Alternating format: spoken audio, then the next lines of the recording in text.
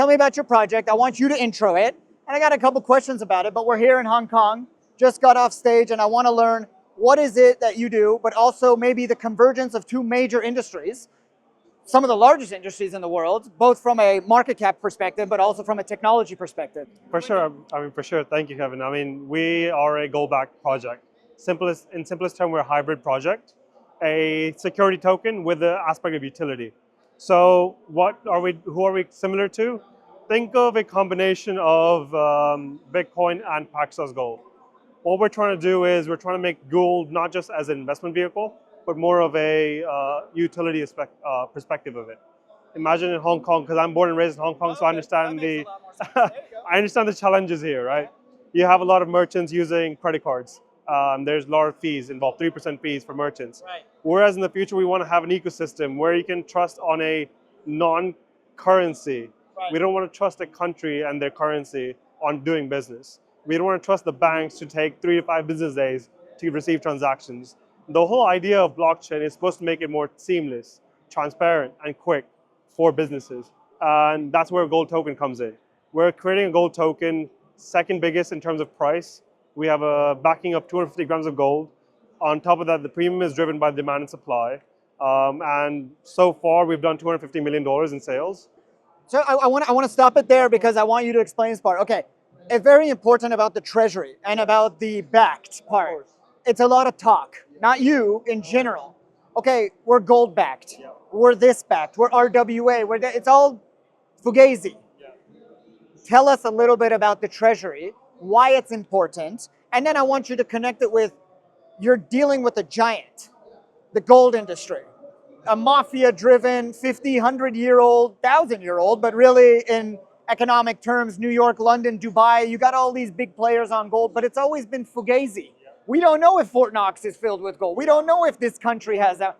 But the blockchain, on-chain data allows us to show the treasuries on-chain, Tell me about why that's so important for you guys and gold in general. It's important. In the blockchain space, the most important part is credibility. And nobody's just going to randomly trust your word for it. For us, we have around $13 billion market cap. And that's not based out of just random out of the money in the air. We have strong reserves in 6 different countries with regulated institutions. We're talking about in Dubai, Singapore, Hong Kong, Vietnam, Philippines, etc. Vietnam's a tough one. Exactly. And you heard about the recent changes. Exactly. Wow. So we have local teams in Vietnam complying with the regulations as well. And the biggest thing of all, we are building a proof of reserves.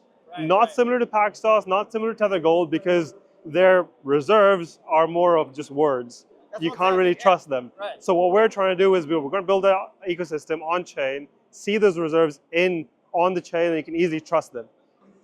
Are you seeing investors appreciate that more? For sure. For obvious reasons. For sure. But obviously, talk is cheap. You're walking the talk, right? So is that what's credible? Not only but your investors are like, okay, I'm investing in a two-headed dragon, a blockchain tech company, but also a gold company. Is that how you talk? Like, is that the one-liner here? Exactly right. Are you a tech company or are you a gold company? We have a combination of 2 companies. We start 3 in a sense. Okay, what's the third one? No, 2. I said 2. Oh, okay, so we're just a head of 2 companies. Okay. Think of ourselves as a foundation of gold. We have a gold reserve company. We deal with gold mining in different countries. And then we have a tech company that's using those gold reserves to make it accessible to the world, to the masses. And the people that trust us right now, they trust us because they know us. We've done work for more than decades that we have done with. But now we're looking forward. How do we move forward? We're getting the MAS license, the CMS license from Singapore. That security token license is the most important part for us. And that's going to take a little time, but we're already in application for it. We're in process. Once we get that done, think about the credibility the project's going to get. On that credibility part, when you're talking, I live in Dubai for 10 years. VARA, ADGM, these are extremely difficult licenses, arguably the best in the world. Very difficult to get, very expensive.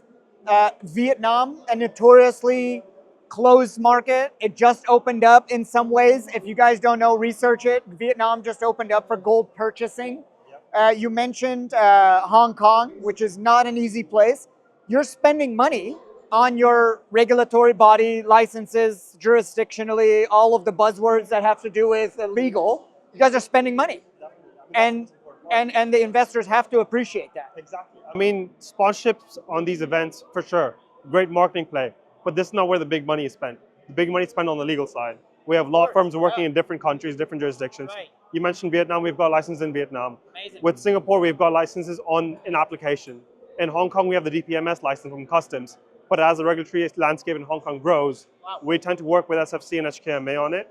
Going forward, the VAR license that you mentioned, we're already in talks of acquiring that in the future. Of course, it's going to be a long time. It's going to be a long process.